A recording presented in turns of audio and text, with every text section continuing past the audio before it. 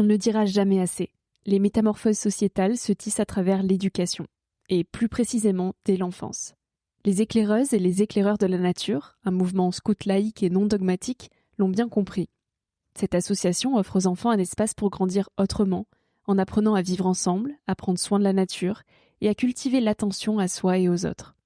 Concrètement, il propose aux jeunes une pédagogie fondée sur la coopération, la pleine conscience, l'engagement écologique et la vie en collectif. Apprendre à bivouaquer, à construire des projets plus grands que soi, mais aussi à s'arrêter pour écouter ce que l'on ressent, respirer et rêver. Plus de 30 groupes existent déjà en France et sont portés par des bénévoles formés à l'écologie pour accompagner les jeunes en toute sécurité. Les inscriptions se font en septembre pour toute l'année scolaire. Si vous avez envie d'offrir cette expérience à vos enfants ou de participer à l'ouverture d'un nouveau groupe près de chez vous, toutes les infos sont en description. Cette initiative est soutenue par le Fonds Nouveau Monde, sponsor officiel de la 5e saison de Nouvel Œil. Merci à eux. Cet épisode est un extrait du podcast publié lundi dernier. En 5 minutes, il te permettra de retenir les plus beaux messages de mon invité de la semaine. Un mini-épisode à écouter et à réécouter quand la motivation ou l'espoir te manqueront. J'espère que cet extrait remplacera Instagram pendant ta pause de 10 minutes, se retrouvera dans tes oreilles avant de t'endormir ou à ton réveil pour commencer ta journée dans la joie. Si cet extrait te plaît et que tu as envie d'en connaître plus sur mon invité de la semaine, l'épisode en entier t'attend chaudement sur Nouvel Œil. Au début, j'y allais, je pense, pas de la bonne manière. J'étais animé toujours par cette idée de défi, performance. Et donc, du coup, j'avais pas forcément d'écoute du corps, et j'y allais quoi qu'il en coûte. Et rapidement, j'ai compris, et la mer, la profondeur, m'a fait comprendre que ça pouvait pas fonctionner comme ça. Quand on essaie d'y aller un peu en forçant, la pression nous écrase, on peut se faire mal, on peut se faire peur. C'est une discipline, l'apnée, où le maître mot, c'est l'économie d'énergie.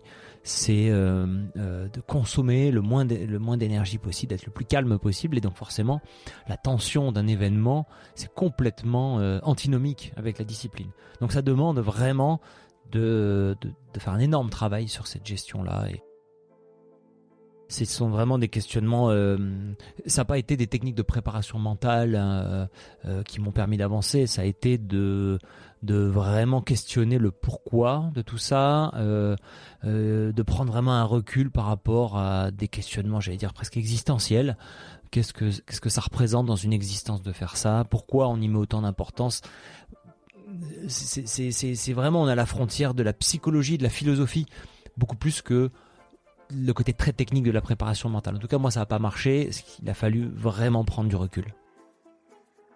On peut progresser sans que ça se fasse, sans que ça ne se mesure qu'avec les chiffres. On peut progresser sur des aspects plus pointus.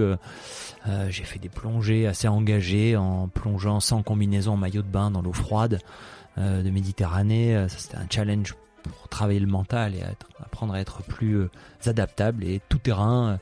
Je me suis entraîné avec des plus petites palmes. J'ai fait tout un tas de choses comme ça pour jouer et puis pour garder un contact avec la zone des 100 mètres.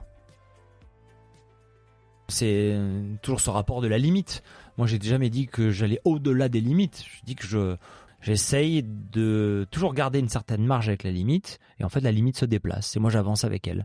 Donc, il faut toujours avoir conscience de cette idée de rester en deçà de la limite.